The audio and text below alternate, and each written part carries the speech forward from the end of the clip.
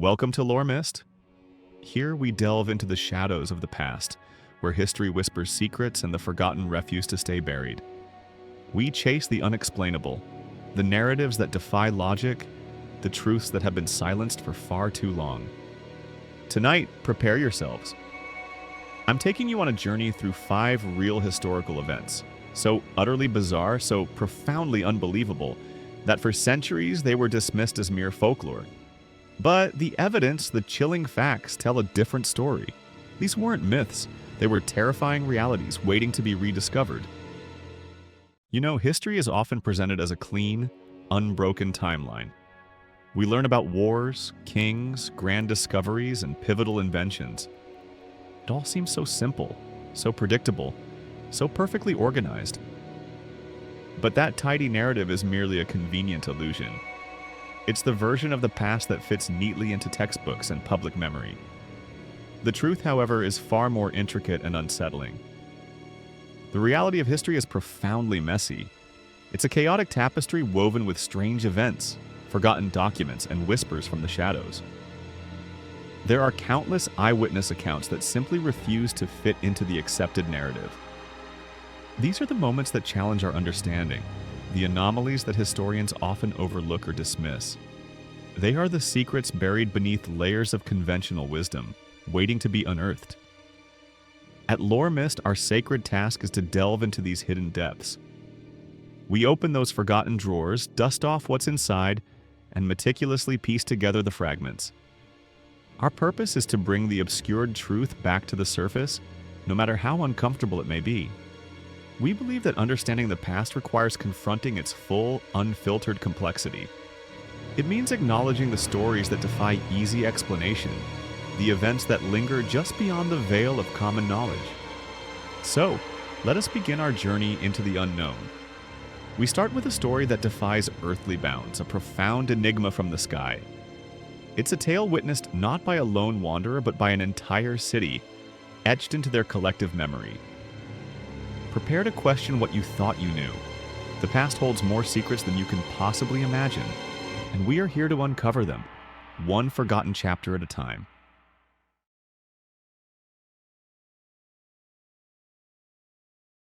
April 14th, 1561. The city of Nuremberg, Germany awakens to an ordinary spring morning. Yet, what unfolded in the sky that day would etch itself into history as anything but ordinary. Imagine the quiet streets, the first rays of dawn, then a collective gasp. The heavens above Nuremberg were not empty. They were filled with an impossible spectacle. Witnesses described a bewildering array of shapes. Spheres, cylinders, and dark crosses moved with purpose across the pre-dawn sky. They appeared in vast numbers, a silent, celestial fleet. These objects were not static. They engaged in what many could only interpret as a battle. They darted, collided, and then reformed, a terrifying ballet of unknown origin. The sheer scale of the sighting was staggering. Not a handful of individuals, but hundreds, perhaps thousands, bore witness to this aerial drama. Their accounts were consistent, their fear palpable. This was no fleeting rumor or whispered tale. The event was so profound that it was officially documented. A local newspaper, a broadsheet of the time, reported the incident in vivid detail. This publication included a woodcut illustration, a chilling visual record of the Sky Battle.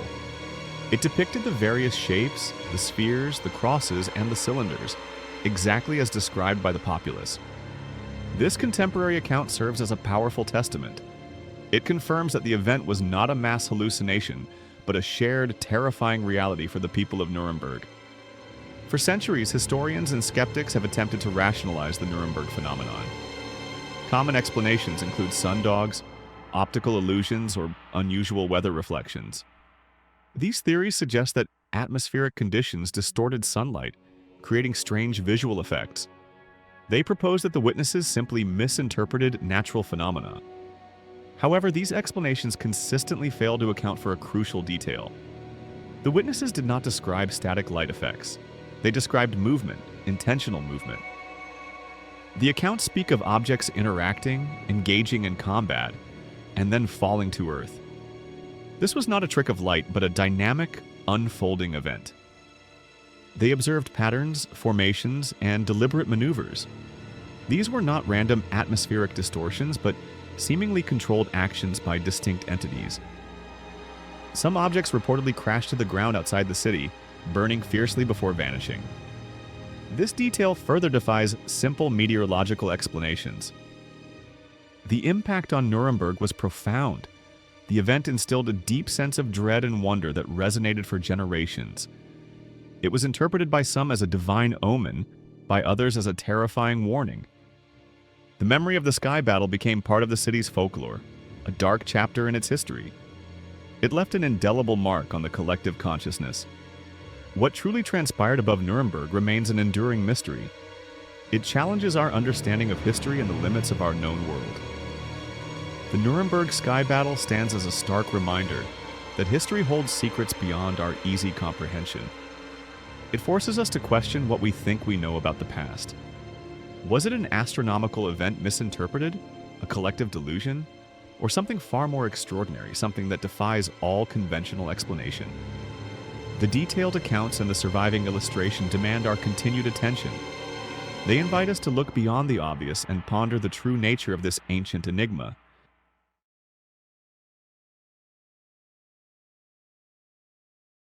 The year was 1901.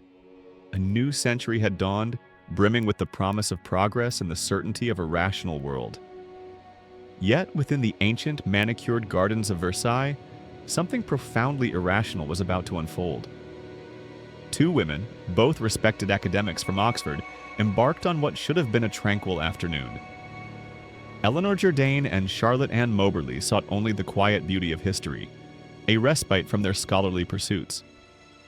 Their path led them through the Petit Trianon, a place steeped in the memory of Marie Antoinette. The sun shone, the birds sang, and the air was still, holding the breath of a perfect summer day. Nothing hinted at the veil about to be drawn back. Then a subtle alteration began. The light, once bright and clear, seemed to dim, taking on an unnatural flat quality. The vibrant colors of the landscape muted, as if seen through an aged, dusty pane of glass. An inexplicable heaviness descended upon the air, pressing in on them. A profound sense of melancholy, a quiet despair, permeated the very atmosphere. It was as if the world around them had suddenly grown old, burdened by an unseen sorrow. The familiar sounds of the modern world faded, replaced by an unsettling silence. A profound stillness enveloped them, a quiet that felt less like peace and more like the hush before a storm. They were no longer merely observers. Suddenly the silence was broken, not by the sounds of 1901, but by whispers from a forgotten era. Figures began to emerge, moving with an eerie detachment, seemingly unaware of the two bewildered women. A woman sat sketching on the grass, her attire unmistakably 18th century. Her face, though clear, held an expression of profound sadness, a silent testament to a bygone age. She seemed to exist in a world entirely her own. Men in tricorn hats and powdered wigs strolled past, their movements fluid and unhurried. Their clothing, their mannerisms, everything about them belonged to a time long past, a world that had vanished centuries ago. The women observed a gardener, his face disfigured by smallpox, his coat a vivid green. He moved with a deliberate, almost spectral grace, tending to plants that seemed to shimmer with an otherworldly light. His presence was both vivid and deeply unsettling. They encountered a man with a dark cloak and a broad-brimmed hat, his features severe and imposing. He directed them with a gesture, his eyes holding an intensity that pierced through the layers of time. His gaze felt ancient. The entire scene unfolded with a dreamlike clarity, yet it was undeniably real. The air crackled with an unseen energy, a palpable tension that spoke of a profound disruption in the natural order of things. They were witnesses to the impossible. Just as abruptly as it began, the vision dissolved. The strange light vanished, the heavy air lifted, and the figures from the past faded into nothingness. The familiar sounds of 1901 rushed back, jarring and disorienting. They found themselves standing once more in the gardens of Versailles, bathed in the ordinary daylight of their own time. The world was modern again, vibrant and bustling, as if the preceding moments had been nothing but a shared hallucination. The transition was instantaneous, leaving them breathless and profoundly shaken. The memory of what they had witnessed, however, remained vivid, etched into their minds with an unsettling clarity. They knew something extraordinary had occurred. Upon their return, both women, independently and without prior discussion, began to document their experiences. They were respected scholars, accustomed to meticulous observation and rigorous analysis. Their accounts were detailed, precise, and chillingly consistent. Their descriptions of the landscape, the specific individuals encountered, and the peculiar atmosphere aligned with an almost perfect synchronicity. Each woman corroborated the other's impossible tale, adding weight to the veracity of their shared experience. They published their findings years later under pseudonyms, fearing ridicule. Yet their detailed narratives, filled with historical accuracy that they could not have known beforehand, only deepened the mystery surrounding their claims. Was it a collective hallucination, a shared psychological event triggered by the evocative surroundings of Versailles? Could the power of suggestion, or perhaps a latent mental instability, have conjured such vivid phantoms? Some proposed an electromagnetic anomaly, a rare atmospheric condition that might have distorted their perceptions. Others suggested a localized energy field, a temporal ripple that briefly allowed them to glimpse a past reality. Or did Eleanor Jourdain and Charlotte Ann Moberly, two rational women in an age of reason, truly step through a crack in time? Did they, for a fleeting moment, walk among the ghosts of the 18th century, witnesses to a history that refused to stay buried? To this day, the Versailles time slip remains an unsolved enigma, a tantalizing whisper from the edge of reality. It challenges our understanding of time, perception, and the very fabric of existence, leaving us to ponder the impossible.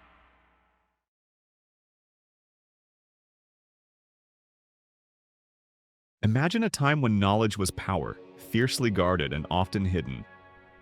Our journey takes us to 16th century Russia, a land of vast forests and burgeoning empires.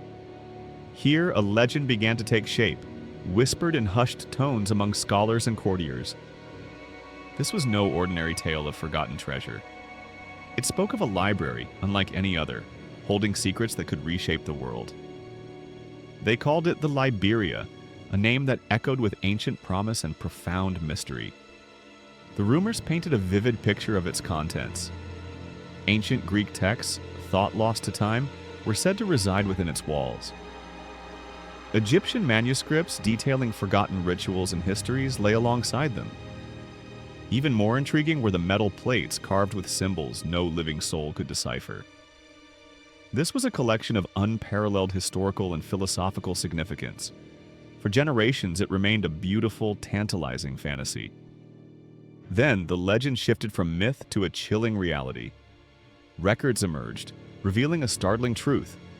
Ivan the Terrible, the formidable Tsar, was personally obsessed with this very library.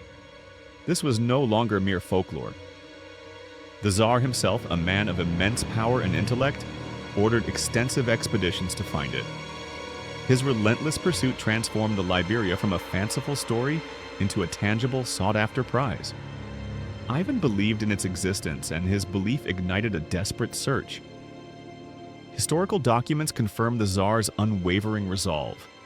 Explorers driven by imperial command scoured the hidden corners of Russia. They delved into subterranean passages, navigated labyrinthine tunnels, and investigated forgotten chambers. Each expedition returned empty-handed, their efforts fruitless. The vast collection of ancient wisdom remained elusive, mocking their every attempt. The earth seemed to have swallowed it whole, leaving only questions in its wake. Why did it vanish? One compelling theory suggests the library was deliberately hidden. Its contents, deemed too dangerous or powerful, required absolute secrecy. Perhaps it held knowledge that could destabilize empires or challenge established beliefs. Those who possessed it may have chosen to bury it, protecting humanity from its own curiosity. The wisdom within the Liberia might have been considered a burden, too great for any single ruler or nation to wield. another theory offers a darker explanation: destruction. Some historians believe the library was intentionally annihilated. Its information, if it fell into the wrong hands, could have been a weapon. Perhaps enemies sought to prevent its knowledge from ever reaching their adversaries. The burning of such a collection would be an act of profound historical vandalism, but one driven by strategic fear. Centuries have passed, yet the Liberia remains lost. Its existence is confirmed by historical accounts, its contents tantalizingly described. But its location, its fate, continues to elude us. The lost library of Ivan the Terrible stands as one of history's most profound enigmas, a testament to hidden knowledge, forgotten power, and the enduring allure of what lies just beyond our grasp.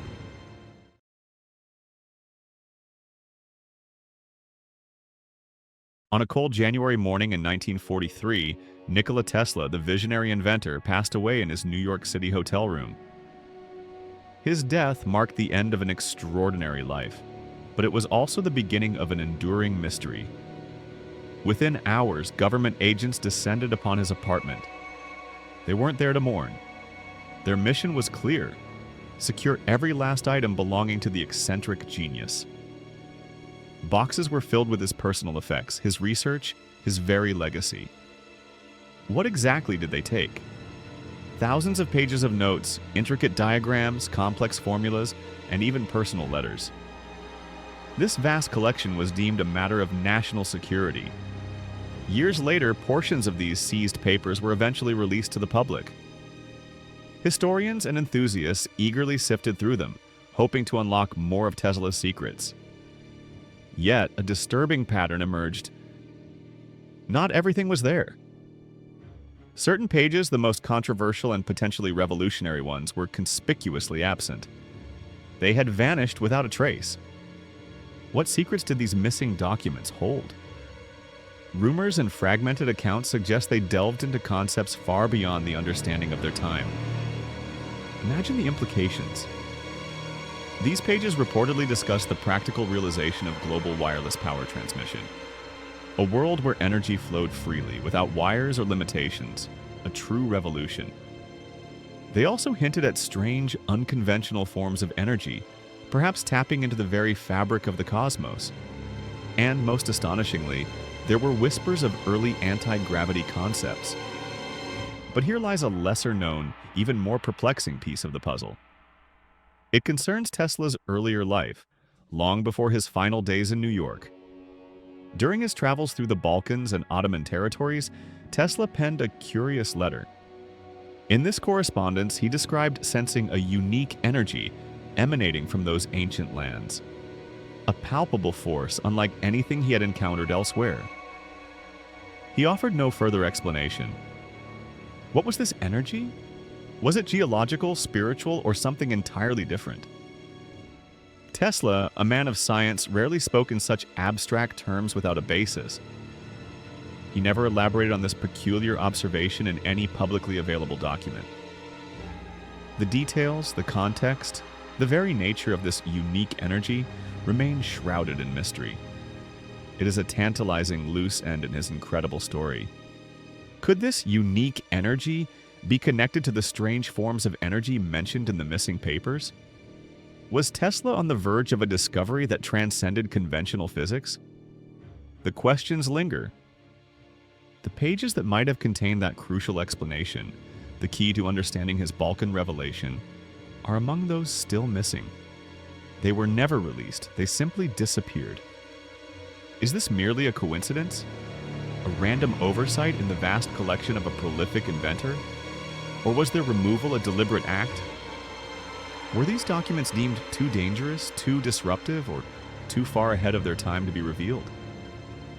The official narrative offers no answers.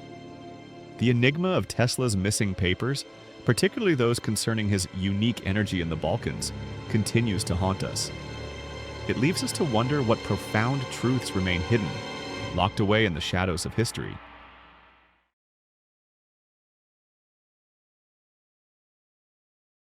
In the vast, silent expanse of the Pacific Ocean, an anomaly stirred. It was 1997, a year like any other, yet beneath the waves, something extraordinary was about to be discovered. Far from the bustling shores of civilization, an unheard call began to resonate. Hydrophones designed to listen to the ocean's deepest secrets picked up a sound. It was unlike anything recorded before, a low-frequency rumble that defied easy categorization. This was not the familiar song of whales or the groan of shifting tectonic plates. This sound was immense. It was so unbelievably powerful, so utterly colossal, that it traveled thousands of kilometers across the ocean floor.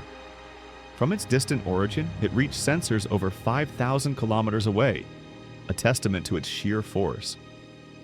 Researchers, baffled and intrigued, gave it a name that would forever echo in the annals of oceanic mystery: the Bloop.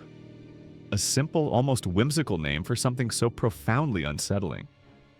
What could possibly generate such an earth-shattering noise? The initial theories were as grand as the sound itself. The sheer magnitude of the bloop immediately suggested a biological origin. Scientists pondered the existence of an animal, an organism of unimaginable scale. Could it be a creature far larger than any known species? Something dwarfing even the majestic blue whale, the largest animal on Earth? The idea ignited imaginations, conjuring images of leviathans from ancient myths. The ocean, after all, holds countless secrets. Vast, unexplored trenches and abyssal plains could harbor life forms beyond our current comprehension. The bloop seemed to whisper of such a possibility, a hidden titan lurking in the deep. This hypothesis, though thrilling, was also deeply unsettling. The thought of an unknown, colossal entity moving through the abyssal darkness stirred primal fears. It hinted at a world far stranger than we dared to imagine. As the mystery deepened, a more conventional explanation began to emerge. Oceanographers seeking to demystify the phenomenon turned their attention to the frozen poles. The new theory pointed towards geological activity. The bloop, some suggested, was not a creature at all. Instead, it was the sound of ice quakes, massive fractures occurring within icebergs. These colossal events could certainly generate immense acoustic energy. The breaking and grinding of vast ice sheets, particularly in the Antarctic, are known to produce powerful, low-frequency sounds. This seemed a plausible, if less romantic, solution to the enigma. It offered a scientific anchor in a sea of speculation. For a time, this explanation held sway.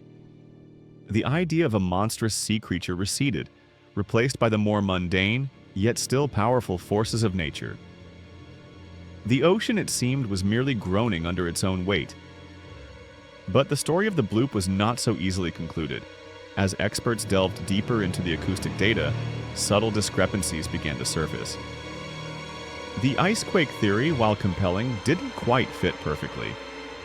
There was something odd about the bloop signature. It wasn't a chaotic singular event like many icequakes. Instead, it exhibited a peculiar pattern, a repetition that hinted at an underlying structure. The sound repeated not randomly, but with a certain rhythm. It possessed characteristics that seemed almost deliberate, almost organized. This was not the simple groan of fracturing ice. Furthermore, the spectral analysis of the bloop showed similarities to biological sounds. It behaved like something alive, yet its sheer power far exceeded any known creature. It was too loud, too vast for any animal we had ever encountered. And then, the final chilling twist emerged. The precise origin of the bloop was pinpointed to a location of profound isolation. It emanated from the vicinity of Point Nemo. Point Nemo is not merely remote, it is the most remote point in the world's oceans. Located in the South Pacific, it is further from land than any other place on Earth. It is a watery wilderness, largely unexplored and untouched by human presence. This desolate expanse is often called the oceanic pole of inaccessibility. It is a place where the deep ocean reigns supreme, a vast, dark realm where secrets could easily remain hidden for millennia. The fact that such an extraordinary sound originated from this ultimate wilderness only amplified its mystery. If something truly massive lives out there, in that profound isolation we would have no way of knowing. The bloop remains an enigma, a haunting echo from the abyss.